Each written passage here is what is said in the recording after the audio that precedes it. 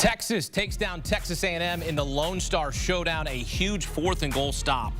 With 4:30 to play, helped the Longhorns seal the victory. Texas advances to the SEC Championship, will face Georgia in a rematch from the regular season. When the Dogs beat the Longhorns 30-15, it will be a virtual home game in Atlanta for Georgia. Let's get right to the site. CBS Sports HQ, built by the Home Depot, how doers get more done. A whole new Saturday tour takes us to College Station. Welcome in Josh Pate, who had a front row seat for this game. It cost more than $1,000 for this game.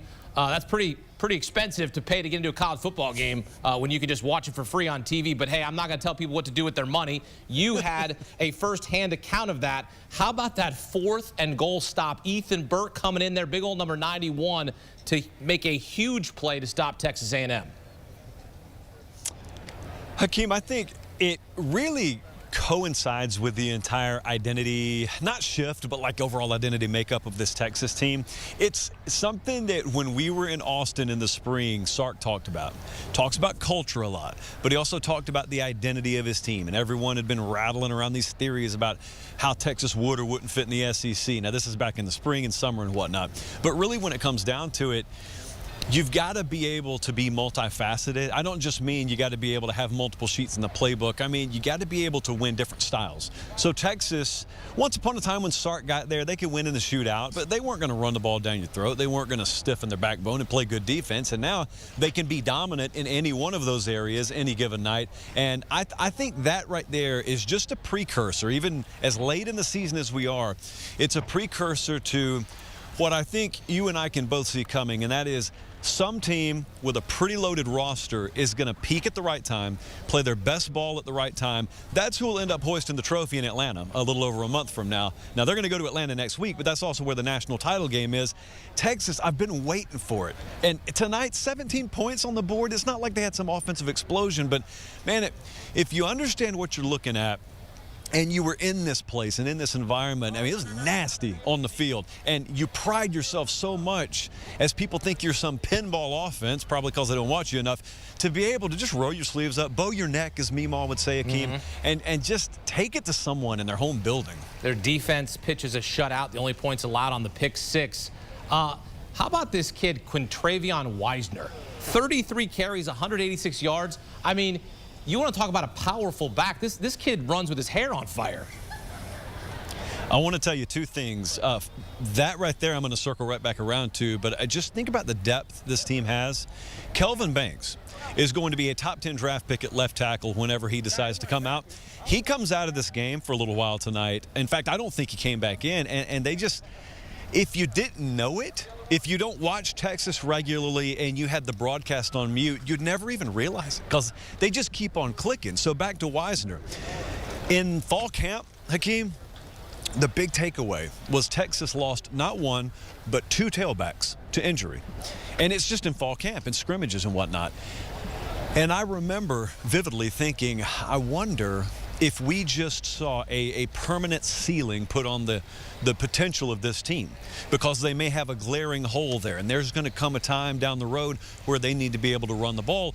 And who's it going to be? Well, here's the important point about depth. It's not just 4- and 5-stars. I was just in Sark's press conference a little while ago, and he said everyone loves these 4- and 5-star guys that we have. Q Wisner is not one of those.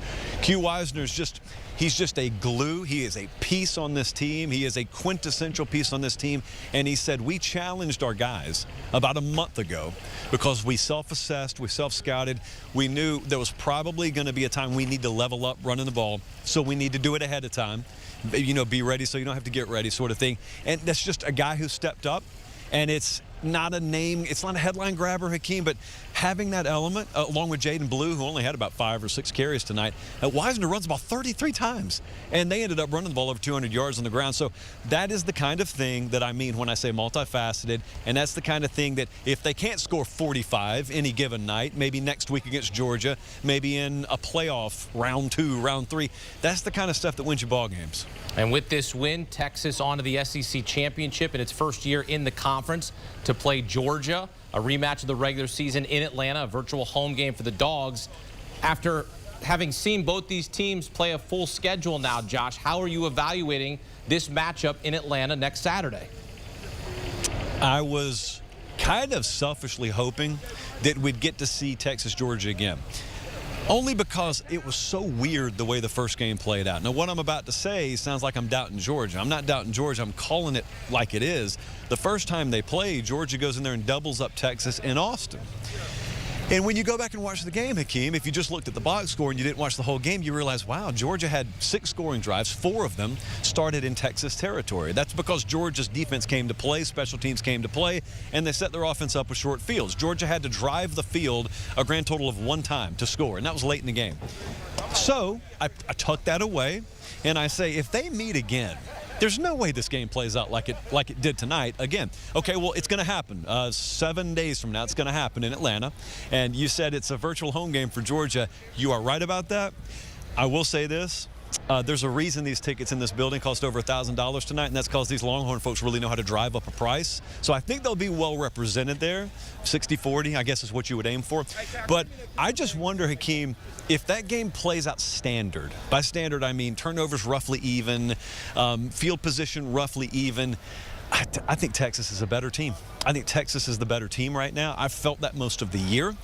Georgia, a worthy contender, but I can't wait to see that. And you know what? If Georgia tilts the game again with those second and third phases, then so be it. Championship's theirs. Well, Vegas agrees with you because Texas has opened as a 1.5-point favorite in the SEC championship game against Georgia. Josh Pate recapping all the action from College Station here on CBS Sports HQ. Josh, thank you. Safe travels as you get home. And for more awesome content, check out Josh Pate's college football show, delivering the game the way you want it. Join him 3 times a week on YouTube, 8 Eastern time. You can also listen to the podcast version as well.